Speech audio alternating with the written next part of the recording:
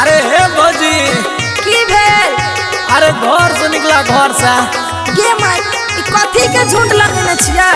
अरे नहीं जाने छो सरस्वती पूजा के चंदा ले लिया चंदा। हे देखो घर घुसल जाय छै। हे देखो कहाँ घर घुसे छिया बाहरे में छिया बाबा तू यहाँ बाहर आबा लेके आबल छले कोन के झुंड हो देखी पागल भेल छै हमर मुंड हो। देखो तो घर में घुसल जाय छै। अरे तो की भए गेला? लेके आबल छले कोन के झुंड हो देखी गरम भेल छै हमर मुंड हो। अरे बरगाई तोरा मुंड गरम होय छै। अब छोड़ दहो घर के काम धंधा भौजी अब छोड़ दहो घर के काम धंधा भौजी पहले दहो सरस्वती जी के। अरे कथी चाही? पहले दहो सरस्वती जी के चंदा भौजी पहले दहो सरस्वती जी के चंदा भौजी पहले दहो सरस्वती जी के।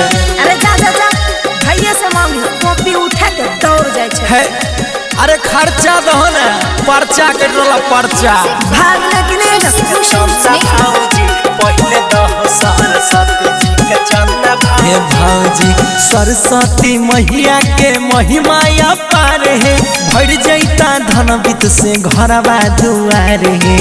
अरे कृपा कर तुम कृपा एने सुनो अरे करे नै छियै हमें दान पुण्य सब करला से मिलते की सुकून। अरे सुना ना हम बोलैने छिया काशी के पंडा भौजी अबर यहाँ बैठा काशी के पंडा भौजी पहले दहो सरस्वती जी के पहले दहो सरस्वती जी के चंदा भौजी पहले दहो सरस्वती जी के चंदा भौजी पहले दहो सरस्वती जी के। ये देखो अभी निकल जा घर से। अच्छा नहीं तो बहुत गलत बात हो जाएगा। अरे भैया अच्छा घर में भैया बोलबा हम उनके से बात कर लेबे।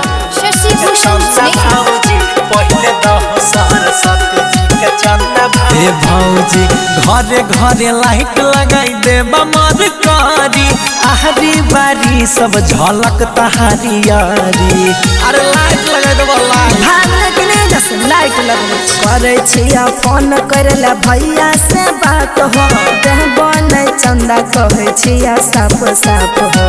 ले ले भैया से बात कर। या बड़ी मूर्ति लाने जाइबा तारा भंगा भौजी अबरी मूर्ति लाने जाइबा तारा भंगा भौजी पहले दहो सरस्वती जी के पहले सरस्वती जी के दीजिए चंदा भौजी पहले दहो सरस्वती जी के चंदा भौजी पहले दहो सरस्वती जी के। अरे रात का यो रामायण देखेला जा तू है देखिया।